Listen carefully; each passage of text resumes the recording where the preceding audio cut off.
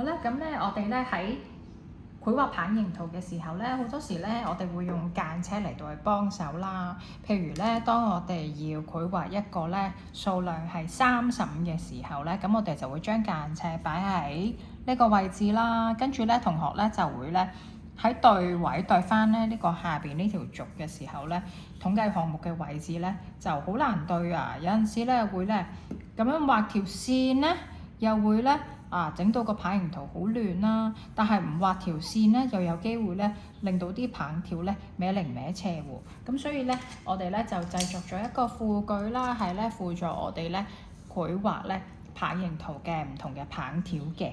嗱，咁依家譬如咧，我就想咧繪畫單車數量咧係35嘅，咁我就可以咧將輔具嘅箭嘴咧對住呢個35嘅位置啦，然之後咧將呢個輔具嘅呢條紙條咧，呢個卡紙咧，咁我哋就可以拉到去咧單車嘅位置。好啦，咁咧我哋知道咧第一條線大約呢個位置啦，咁我哋咧就撳實呢個輔具啦，然後咧沿住呢個卡紙咧就畫一條直線啦。咁咧再移過啲，咁我哋棒條可以大約咁闊，咁就自己預翻個位啦，都係喺咧單車嘅位置。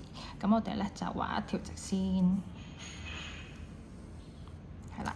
咁咧我哋就可以咧喺上面咧畫一條橫線，咁就已經完成咗畫咗一條棒條啦。咁就對得好準啦呢個位置。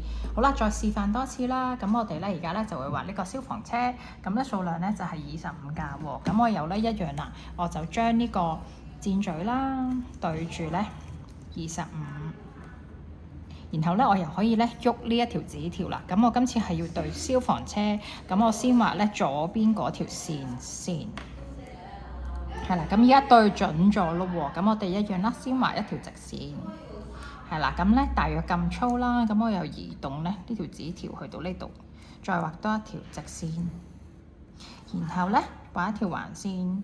咁我哋就可以咧好準確咧咁樣對翻咧呢條橫軸上面咧統計項目嘅位置啦。咁同學都可以試下跟住做喎。